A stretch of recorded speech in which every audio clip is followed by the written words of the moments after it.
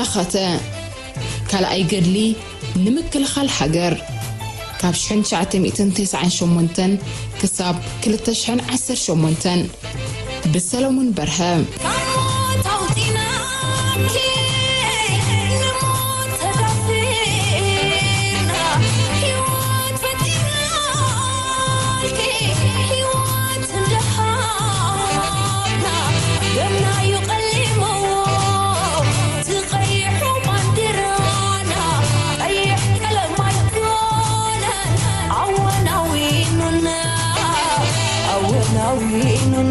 زي بأقطامي مبل 10 عامات مختم تاورارات ويانا زغرب زلو صحف زي عم مصحف مخته زانتات تمكرو قرلي قصة شعته كماتوي زسفر خوينو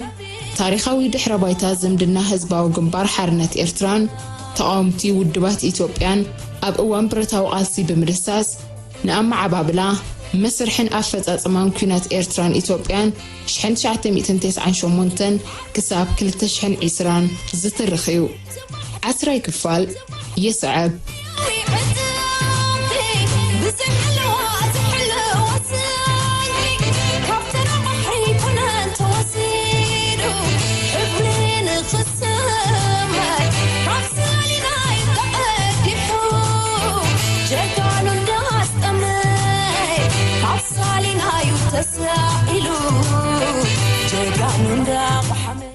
قفعي الزمتان عنوتن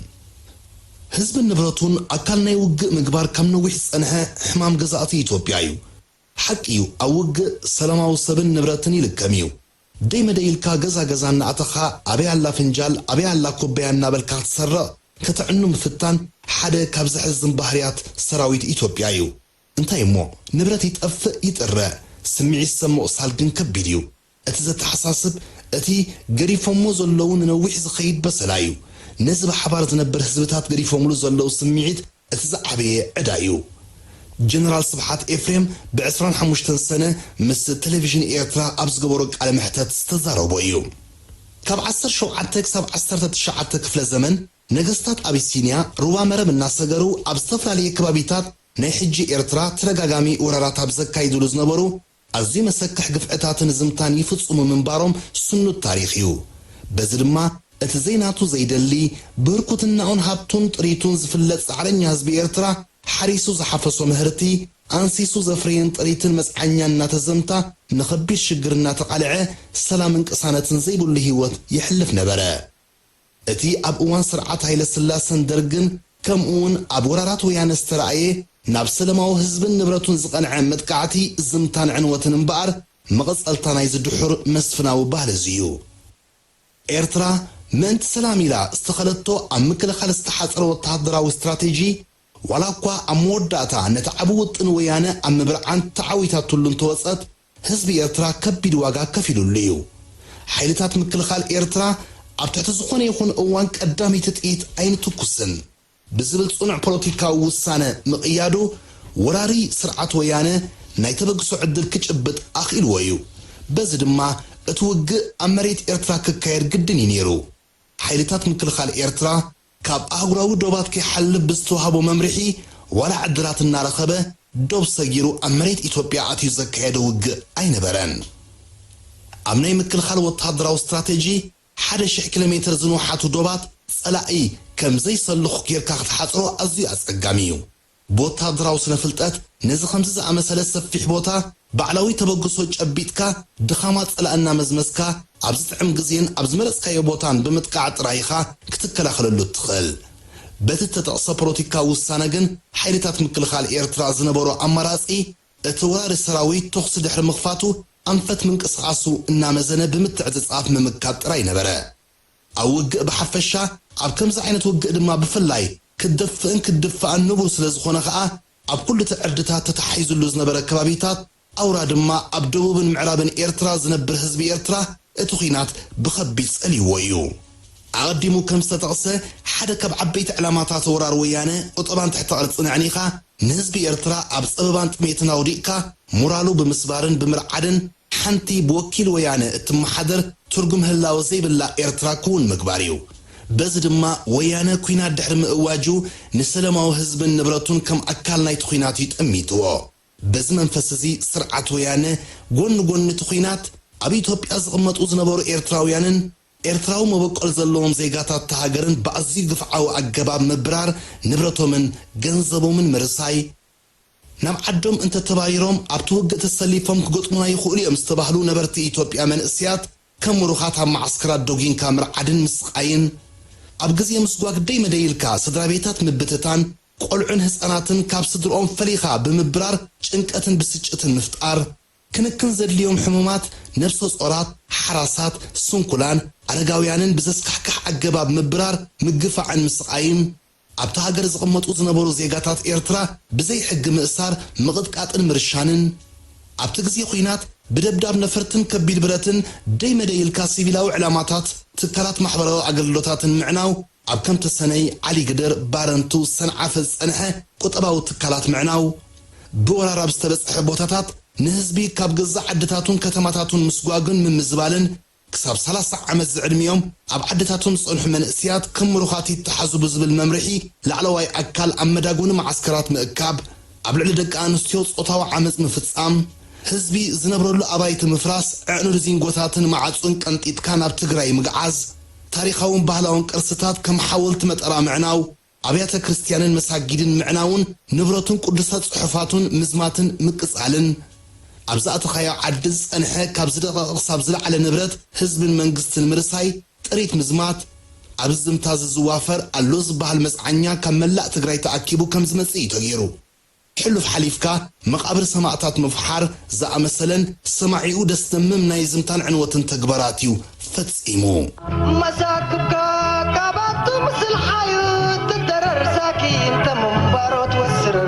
ሓፂኒኩም ኣጠንቀ ወሳድር ኣበሎም ትወደክ እምበር ስምምታት ተልከት ከግል ኣባያት ኣድማይለት በድል ቀሎት ወዴት ትኣድብር ኣሳድር ኣሳድር ዓለም ካሕላለ مزان حياة بريكا وبحبري يتصنم هجومات التالي يتصنم هجومات التالي حياة انت وتحيوت باكل طعم كندالي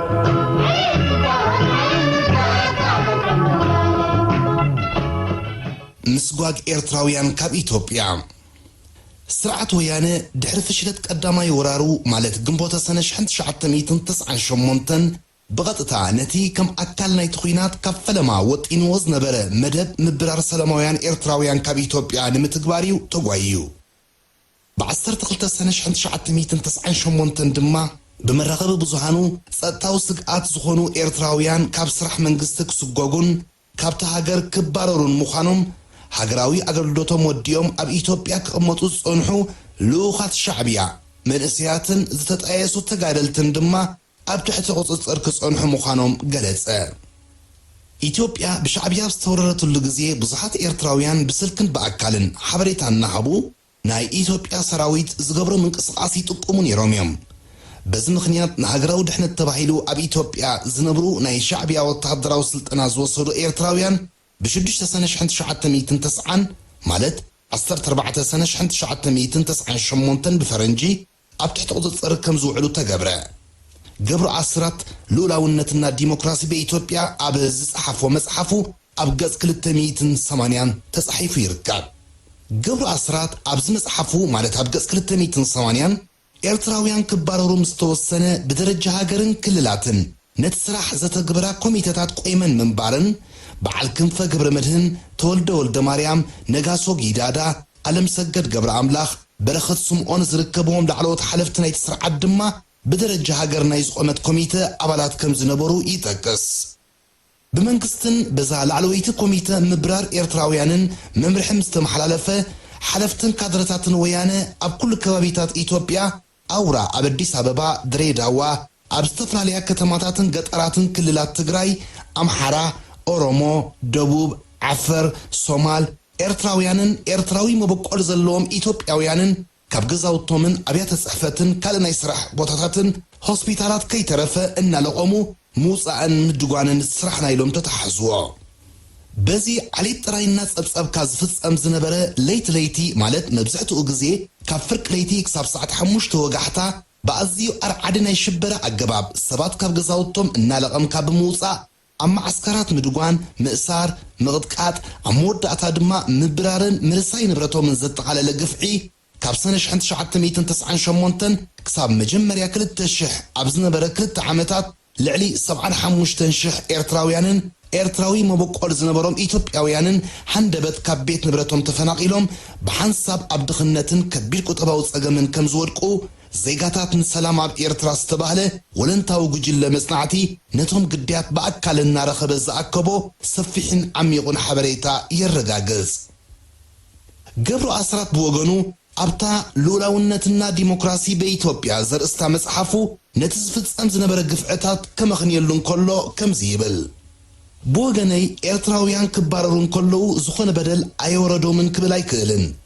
እቲ ውሳነ ብመሰረቱ ቁኑዕ ይኹን እምበር ኣብ ኣፈጻጽምኡ ብዙሕ ጌጋታት ዝነበሮ እዩ። ገለ ደለይቲ ጥቕሚ ኣስፈጸምቲ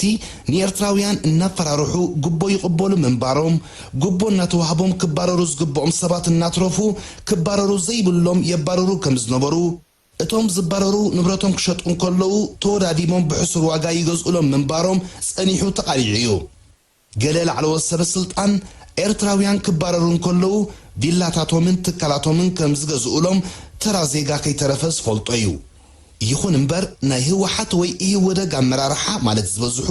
ብሓደ ወይ ብኻልእ ምስ ኤርትራውያን ኣብ ዝተኣሳሰር ወንጀል ጥሒሎም ብምንባሮም ብመስትያት ኣብ ዝተሰርሐ ገዛ ዝነብር ብእምኒ ኣይፃወትን ከም ዝበሃል ዋላ ሓንቲ ክገብሩ ዝኽእሉ ኣይነበሩን። ጃምላው ምስጓግ ኤርትራውያን ካብ ኢትዮጵያ ሩይ ግህሰት ሰብኣዊ መሰል እኳ እንተነበረ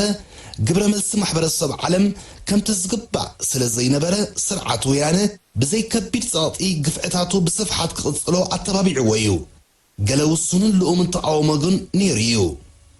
ኣብ ውድብ ሕብራት ሃገራት ላዕለወይቲ ኮሚሽነር ሰብኣዊ መሰል ሜሪ ሮቢንሰን ብ1 ሐምለ 1998 ኣብ ዝሃበቶ መግለጺ በቲ ኣብ ልዕሊ ኤርትራውያን ዝፍጸም ዘሎ ምግሃዝ ሰብኣዊ መሰላት ብዘይ መጠን ተሻቒለ ኣለኹ ብሕልፊ ከዓ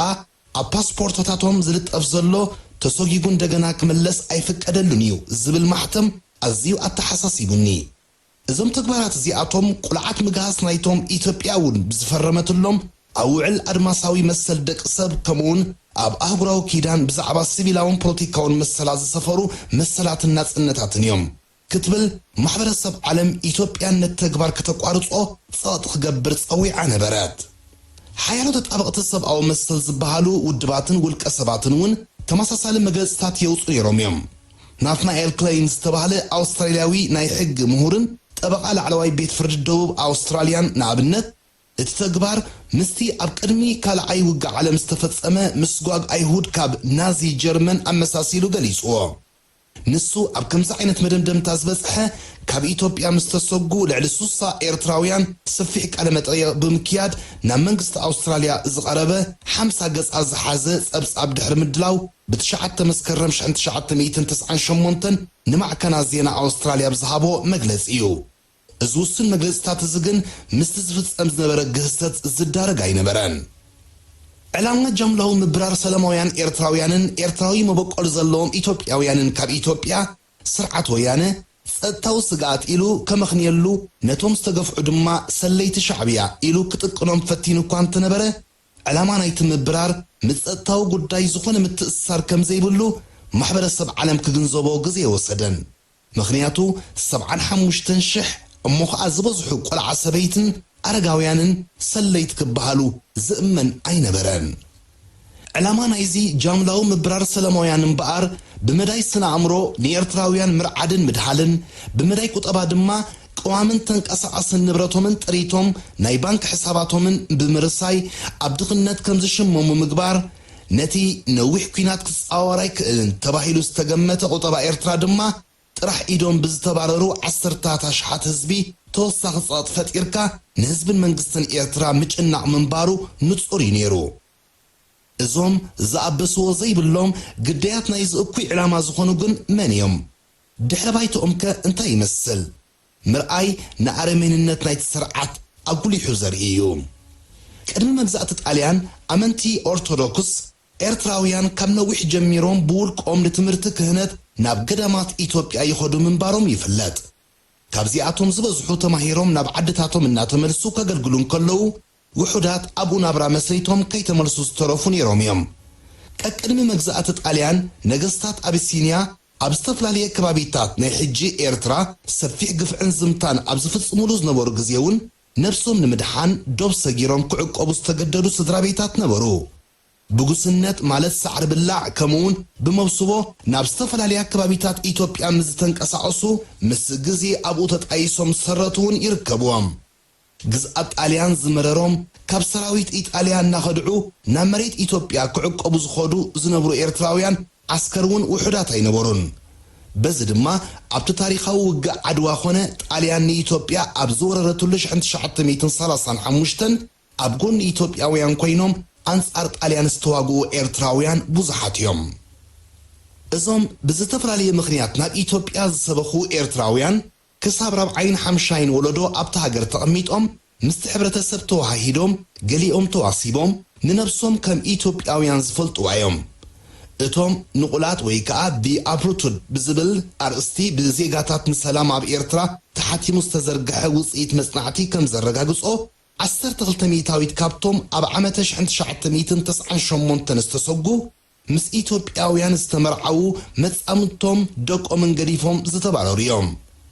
እቶም ካልኦት እውን እንትኾነ ዋላ ከይተዋሰቡ ብብዙሕ መዳይ ምስቲ ሕብረተሰብ ተኣሳሲሮም ምስ ቋንቋን ባህልን ክብርታትን ናይቲ ዝነብሩሉ ሕብረተሰብ ተዋሂዶም ዝቕመጡ ዝነበሩ እዮም እቲ ዝበዝሐ ስደት ኤርትራውያን ናብ ኢትዮጵያ ድሕሪ ጎበጣ ኤርትራ ብኢትዮጵያ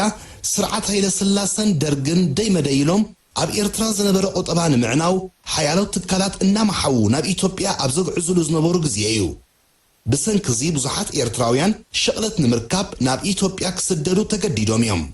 ድሕሪ ናጽነት ከዓ ውሕዳት ሃገራዊ ኣገልግሎቶም ዝወድኡ ኤርትራውያን መንእስያት ናይ ወፃእ ሃገር መገሻ ንምስላጥ ንምዝዋር ቤተሰብ ንምብጻሕ ወዘተ ናብ ኢትዮጵያ ዝኸዱ ነበሩ ሓያሎ ካብቶም ንነዊሕ እዋን ብቐዋምነት ኣብ ኢትዮጵያ ዝቕመጡ ዝነበሩ ኤርትራውያንን ኤርትራዊ መበቆል ዘለዎም ኢትዮጵያውያንን ሳላቲ መለለይ ህዝቢ ኤርትራ ዝኾነ ናይ ስራሕን ጻዕረኝነትን ባህሊ ኣብ ዝሓዝዎ ዓይነት ስራሕ ሁርክታትን ዕውታትን እዮም ነይሮም በዚ ድማ ጽቡቕ ኩነታት መነባብሮ ዝነበሮም እዮም ዝበዝሕ ካብቲ ኣብ ዝተፈላለየ ከባቢታት ኢትዮጵያ ኣውራ ድማ ኣብ አዲስ አበባ ዝነበረ ቁጠባውን ንግዳውን ትካላት ከም ጋራጃት ዋኒን ትራንስፖርት ናይ ኤሌክትሪክ ንግድን ስራሕን ትካላት ጽርበት ዕንፀይትን ሓጺንን ትካላት መቀያየሪ ኣቑሑ መካይንን ናይ ህንፃ መሳርሒታትን ብኤርትራውያን ዝውነን ነይሩ እዞም ግቡእ ግብሮም እናኸፈሉ ብሕጊ ዝሰርሑ ኤርትራውያን ኣብ ቁጠባ ናይቲ ሃገር ዝነበሮም ኣበርክቶ ብቐሊሉ ዝግመት ኣይነበረን ብዘይካዚኦም ብዙሓት ክኢላታትን ምሁራትን ኤርትራውያን ኣብ ከም ቴሌኮሙኒኬሽንን ሓይሊ ኤሌክትሪክን ዝኣመሰለ መንግስታዊ ትካላት ካልኦት ኣብያተ ጽሕፈት መንግስቲ ከምውን ኣብ ዝተፈላለዩ ዘይመንግስታውያን ማሕበራትን ኤምባሲታትን ይሰርሑ ነበሩ ካድረታት ስርዓት ወያነ ነዞም ኣብ ኢትዮጵያ ዝቕመጡ ዝነበሩ ሰብ ጸጋ ኤርትራውያን በአንጻርቲ ስርዓት ወያነ ኣብ ኢትዮጵያ ስልጣኑ ከደልድል ብንዋትን ካልእን ዝገበሩሉ ደገፍ ብዓይኒ ቅንኢ ጥምትዎም ምንባሮም ዘረጋገጽ እቲ ናይ ምስጓግ ስጉምቲ ምስተኣወጀ ተቐዳዲሞም ዕላማ ዝገበርዎም ነዞም ትካላትን መንበረ ኣባይትን ዝውንኑ ድሓን ቁጠባውን ማሕበራውን ቦታ ዝነበሮም ዝበዝሑ ኣብ አዲስ አበባ ዝቕመጡ ኤርትራውያን እዮም ካብቶም ኣብ ፈለማ ናይ ምስጓግ ዙርያታት ዝተሰጉ ልዕሊ 35 ሚእታዊት ናይ ገዛእ ርእሶም መንበረ ኣባይቲ ዝነበሮም ወነንቲ ትካላትን ዓበይቲ ናይ ጽዕነት መካይንን ማሽነሪታትን ምንባሮም መጽናዕቲ ዜጋታት ንሰላም ኣብ ኤርትራ የረጋግጽ ሓደ ካብ ዓበይቲ ዕላማታት ናይቲ ምስጓግ ንብረት ምዝማት ብምንባሩ መብዝሕትኦም ካብዞም ስጉጋት ንብረቶም ሕጋዊ ውክልና ክገብሩሉ እውን ኣይተፈቕደሎምን ካድረታት ወያነ ነዞም ኤርትራውያን እናለቐሙ ኣብ ማዕስከራት ዳጊኖም ክምርምርዎም እንከለዉ ዘቕርብሎም ዝነበሩ ክስታት ኣብ ሪፈረንዱም ኣድሚስኩም ኣብ ሃገራዊ ኣገልግሎት ተሳቲፍኩም ኣባላት ማሕበረኩም ኢኹም ኣባላት ሕጊ ደፊኹም ኣብ ክረምታዊ ማእቶት ተሳቲፍኩም ናብ ኤርትራ በፂሕኩም ነርኩም ዝብል ነበረ እዚ ዝተጠቕሰ ከም ዓብይ ገበን ዝቁፀር ኮይኑ ኣብ ዝኹሉ ንዘይተሳተፉ ድማ ኣቦኻ ኣዴኻ ኣበይ ዓዶም ዝብል ሕቶ ብምቕራብ ስም ናይ ኤርትራ ዓዲ እንተጠቒሶም ብቐጥታ ክባረሩ ይውሰነሎም ነበረ እዞም ኤርትራውያንን ኤርትራ ዝመበቆሎም ኢትዮጵያውያንን ድሕሪ ናጽነት ኤርትራ በቲ መንጎ ህዝባዊ ግንባርን ወያንን ኣብ ቃልሲ ተመስረተ ዝምድና ከም ውጽኢቱ ኣብ ክልቲአን ሃገራት ዝሰፈነ ሰላምን ምሕዝነትን ክልቲኦም ህዝብታት እምብዛ ሕጉሳት ብምንባሮም ክሳብታ ወያነ ኣብ ልዕሊ ኤርትራ ወራር ዝኣወጀላ ሰዓት ደገፎም ንስርዓት ወያነ ቁጡብ ኣይነበረን ኣብ ትፈለማ ዓመታት ከዓ እቲ ስርዓት ክሳብ ዝድልድል ገንዘብ ብምውፃእ ኮነ ጸጥታን ርግኣትን ከባቢ ብምሕላው ኮታ ኣብ ኩሉ እቲ ስርዓት ዝጠልቦ ዝነበረ ምትሕግጋዝ ልዑል ኣበርክቶ ይገብሩ ነበሩ ብዜጋታት ንሰላም ኣብ ኤርትራ ዝተኻየደ መጽናዕቲ ከም ዘመልክቶ ካብቶም ወያነ ብግፍዒ ካብ ዝተፈላለየ ከባቢታት ኢትዮጵያ ዘባረሮም ልዕሊ 75,000 ኤርትራውያን 700 ኣብቲ ወያነ ካብ 1991 ክሳብ 1993 ስልጣኑ ንምርግጋእ ሰላምና መረጋጋት ብዝብል ስም ዝቆመ ናይ ጸጥታ ሓይሊ ብረት ዝዓጠቑን ንምርግጋእ ናይቲ ስርዓት ብዝገበርዎ ኣበርክቶ ናይ ምስጋና ወረቐት ዝተቐበሉን እዮም ነይሮም እቲ መጽናዕቲ ብተወሳኺ 6.8 ናይ ፓርቲ ማለት ኣብ ውድባት ኢህወደግ ኣባልነት ዝነበሮም 19.6 ገንዘብ ብምውፃእ ነቲ ፓርቲ ዝድግፉ ዝነበሩ 45.2 ድማ ኣብ ግዜ ምርጫ ንኢህወደግ ዘድመፁ እዮም ድሕሪ ናጽነት መንግስቲ ኤርትራ ኣብ ኢትዮጵያ ይኹን ኣብ ዝተፈላለየ ወፃኢ ሃገራት ዝርከቡ ኤርትራውያን ምስቲ ብስደት ክቕመጥዎ ዝጸንሑ ሃገር ዘለዎ ምትእስሳር ኣብ ግምት ብምእታው ድርብ ዜግነት ክሕዙ ምፍቃዱ ዝፍለጥ እዩ እንተኾነ መንግስቲ ኢትዮጵያ ኣብታ ሃገር ድርብ ዜግነት መሓዝ ከም ዘይፍቀድ ብምግላጽ ኣብ 1993 ማለት ድሕሪ ሪፈረንዱም ኤርትራውያን ሓዲዩ ማለት ኢትዮጵያዊ ወይ ኤርትራዊ ዜግነት ክመርጹ እዩ ኣገዲድዎም በዚ ድማ እቶም ንነዊሕ ዓመታት ኣብ ኢትዮጵያ ዝተቐመጡን ዝሰረቱን ንብረት ዘጥረዩን ዜጋታት ናይ ኢትዮጵያ ዜግነት ክመርጹ ባህርያዊ ነይሩ መጽናዕቲ ዜጋታት ንሰላም ኣብ ኤርትራ ከም ዘመልክቶ ካብቶም ወያነ ዘባረሮም 10,000 ኤርትራውያን እቶም 83.3 እትን ኢትዮጵያውያን ዝወሃብ መንነት ወረቐት ዝነበሮም እዮም ነቶም 5.6 ትሕቲ ዕድመ ብምዃኖም ወረቐት መንነት ዘይነበሮም ገዲፍካ ድማ 9.5 ጥራዮም ኣብ ቀረባ ግዜ ናብ ኢትዮጵያ ብምእታዎም ኢትዮጵያዊ መንነት ወረቐት ዘይነበሮም ምስጓግ ናይዞም ብሕጊ ኢትዮጵያዊ መንነት ዝተዋሃቦም ሰባት እምበኣር ብቐንዱ ነቲ ዝኾነ ዜጋ ብዘይፍቓዱ ኢትዮጵያዊ መንነቱ ክሕከኽ ኣይክእልን ዝብል ዓንቀጽ 33 ሕገ መንግስቲ ኢትዮጵያ ዝጠሓሰ ቁሉዕ ዓመጽ ነይሩ ጃምላዊ ምስጓግ ኤርትራውያን ካብ ኢትዮጵያ ሩኡይ ግህሰት ሰብኣዊ መሰል ብምንባሩ ዋላ እኳ ከምቲ ዝድለ እንተዘይነበረ ማሕበረሰብ ዓለም ነቒፍዎ እዩ ካብ ውድብ ሕቡራት ሃገራት ጀሚርካ ሓያሎ ሃገራት ብውልቅን ተጣበቕቲ ሰብኣዊ መሰል ትካላትን ወቐሶኦምን ስኽፍቶኦምን ገሊጾም እዮም በቲ ሽዑ ዝመጽእ ዝነበረ ተቃውሞታት ዝነደረ ቀዳማይ ሚኒስተር መለስ ዜናዊ ብ9 ሐምለ 1998 ምስ ጋዜጠኛታት ውሽጢ ሃገር ኣብ ዘካየዶ ቃለ መጠይቕ ኣብ ኢትዮጵያ ዝነብር ዝኾነ ወጻእተኛ ኤርትራዊ ይኹን ጃፓናዊ ወዘተ ብሰናይ ፍቓድ መንግስቲ ኢትዮጵያ እዩ ዝነብር መንግስቲ ኢትዮጵያ ሕብሪ ዓይንኻ ኣይተፈትወናን ውፃእ እንተይልዎ ብዘይ ዝኾነ ሕቶ ነትእዛዝ ከኽብሮ ጥራይ ዘለዎ መንግስቲ ኤርትራ ከም ግብረ መልሲ ናይቲ ወያነ ብልዕሊ ኤርትራውያን ነበርቲ ኢትዮጵያ ዝወሰደ ሰፊሕ ናይ ምእሳርን ምስጓግን ስጉምትታት ኣብ ልዕሊ ኢትዮጵያውያን ነበርቲ ኤርትራ ዝወሰደ ስጉምቲ ኣይነበረን በንጻር እኳ ደኣ ሃገራዊ ባይቶ ኤርትራ ብ26 ሰነ 1998 ኣብ ዘካየዶ ኣኼባ ብኣንጻር እቲ ስርዓት ወያነ ዝተኸተሎ ጸረ ሰብኣውነት ፖሊሲ መንግስቲ ኤርትራ ኣብ ልዕሊ ኢትዮጵያውያን ዝኾነ ናይ ተጻብኦ ስጉምቲ ከም ዘይወስድ ኢትዮጵያውያን ኣብ ኤርትራ ብሰላም ናይ ምንባር ምስራሕን ምንጋድን ትካላት ናይ ምክያድን መሰሎም ሕሉ ምዃኑ እዚ መሰል እዚ ብዝኾነ ኣገባብ ወይ ኣካል ምዝጣሓስ ከዓ ጥርዓን ከቕርቡ መሰል ከም ዘለዎም እዚ ፖሊሲ እዚ እቲ ግጭት ዝያዳ እንተዓረገውን ፍጹም ከም ዘይቅየር ዘፍለጠ ወግዓዊ መግለፂ እዩ ኣውፅዮ ከም ኣካል ናይዚ ሰብኣዊ ተሓዛዚ መንግስቲ ኤርትራ ኣብ ኩናት ዝተማርኹ ወተሃደራት ወያነ ከይተረፈ ብሰብኣዊ ተሓዛ ኣብ ርእሲ ምክንኻን ብ28 ናሓሰ 1998 ከም መርአያ ሰናይ ድሌቱን ንሰላም ዘለዎ ቁርብነትን ነቶም ኣብ ፈለማ መዓልታት ቀዳማይ ወራር ዝተማርኹ 71 ምሩኻት ወተሃደራት ወያነ ብናፃ ለቒቑ ናብ ዓዶም ምፍናው ኩናት ተቋሪፁ እቲ ጉዳይ ብሰላማውን ሕጋውን መንገዲ ክፍታሕ ንዝነበሮ ድሌትን እምነትን ዘጉልሕ ነይሩ ምስጓግ ኤርትራውያን ካብ ኢትዮጵያ ኣብ ውሽጡ ብዙሕ ዘስደምም ናይ ጭካንን ኢሰብኣውነትን ዛንታታት ዝሓቆፈ እዩ ሓደ ካብ ዕላማታት ናይቲ ምስጓግ ህዝቢ ምርዓድ ምጭናቕን ብስቃይ ምሕጓስን ምንባሩ ዘጉልሕ እቲ ደይ መደይልካ ዝፍጸም ዝነበረ ስድራ ቤታት ናይ ምብትታንን ብዝተፈላለየ ኣገባባት ሰባት ናይ ምስቃይን ተግባር እዩ ንሰብኣይ ምስ ደቁ ገዲፍካ ሰበይትን በይና ምብራር ወይ በንጻሩ ሰብኣይን ሰበይትን ሰጊብካ ቆልዑ በይኖም ምግዳፍ ዕላምኡ ብስቃይ ሰባት ምሕጓስ እምበር ብኻልእ ክትርጎም ኣይክእልን ኣብቲ ቀዳማይ ዓመት ማለት ኣብ 1998 ካብ ዝተሰጉ ልዕሊ 40,000 ዜጋታት እቶም 5,000 ብዘይናባይ ህፃናት ደቆም ምስ ጎረባብቲ ወይ ሰራሕተኛ ገዛ ገዲፎሞም ዝተባረሩ ምዃኖም መጽናዕቲ ዜጋታት ኤርትራ ንሰላም ይሕብር ጸብጻብ ኣብ ኤርትራ ዝነበረ ኮሚቴ ቀይሕ መስቀል ከም ዝሕብሮ ድማ ካብ መንጎዞም ዝተሰጉ 2600 ደይ መደይልካ ካብ ወለዶም ፈሊኻ ዝተሰጉ ህፃናት ነበርዎም ሓራስ ካብ ናጽላኣ ፈሊኻ ምብራር ሕማም ሕርስ ዝተታሕዛ ነፍሰ ጾራት ምስቶም ካልኦት ሓዊስካ ምብራር ማለት ኣብ መንገዲ ዝሓርሳ ብዙሓት ነይረን እየን ናጽላታት ንስደታቶም ከምኡውን ደቂ 89 ዓመት ኣረጋውያን ኣብ መቐነይ መደበራት ዳጉንካ ምግብን መድሃኒትን ከይኣትዎም ምኽልካል ኣብ ሕክምና ዝደቀሱ ውፅዓት እንተለይ ሓድሽ መጥባሕቲ ዝገበሩ ካብ ዓራቶም ወሲድካ ምስቶም ዝስጎጉ ምጽምባር ናይ ኣእምሮ ሕሙማትን ኣብ መንገዲ ዝተረኽቡ ቆልዑን ከይተረፈ ኩነታቶም ከይጻረኻ ምብራር ንገለ ካብቶም ዶብ ዝሰግሩ ዝነበሩ ብፈንጂ ዘለዎ ከባቢታት ከም ዝሓልፉ ምግባር ተመራሪሖም ዶብ ኣብ ዝሰግሩሉ ግዜ ብድሕሪት ተኽሲ ኸፊትካ ምጭናቕ እቲ ግፍዒ ዝርዝራቱ ብዙሕ እዩ ንብረትን ገንዘብን ኤርትራውያን ንምግባት ካብ ምስጓ ከነድሕነኩም ኢና እናበልካ ብላዕ ወሲድካ ከተበቅዕ ምብራር ማለት ገለ ኤርትራውያን ንብረቶም ንምውጋን ብምሕሳብ ካብ 50,000 ክሳብ 100,000 ብር ብላዕ ንካድረታት ወያነ ከም ዝሃቡ መጽናዕቲ ዜጋታት ኤርትራ ንሰላም የረጋግጽ ንብረትኩም ብሕሱር ዋጋ ክንገዝኣልኩም እናበልካ ምብስጫው ማለት ሓንቲ ሰበይቲ ዋጋ ኣሽሓት ቴሌቪዥን ብ400 ብር ክገዝኣልኪ ኢና ምስ በልዋ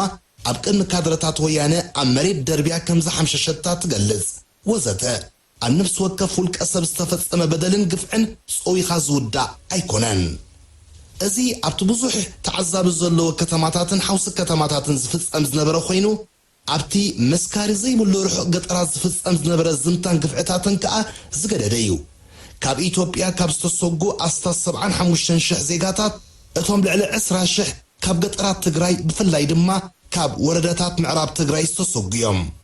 እዚ ከባቢታት እዚ ልክዕ ከም ምዕራባዊ ኤርትራ ንጉስነትን ማሕረስን ካብ ክበሳታት ኤርትራ ዝተንቀሳቐሱ ኤርትራውያን ደንበታትን ዓድታትን መስሪቶም ንነዊሕ ዓመታት ዝተቐመጥዎ እዩ ኣብ ወረዳ ኣዲያቦና ኣብነት ኤርትራውያን ብብዝሒ ዝቕመጥዎን 10ታት ዓድታት ነበራ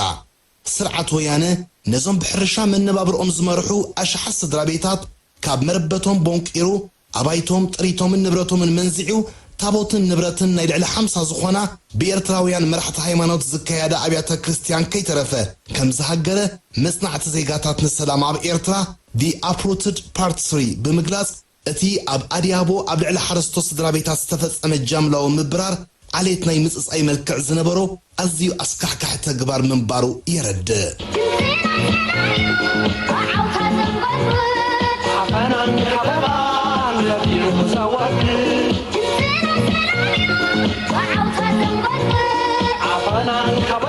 ዝኸበርኩምን ዝኸበርክንን ተኸታተልቲ መደባትና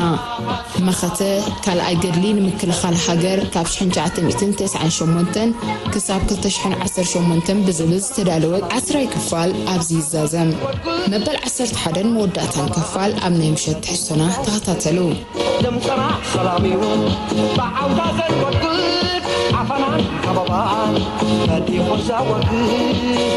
ሰላም ሙኻታ ደከም ሕብሩ حوحي جدد معكل ساسي ما يتعلوا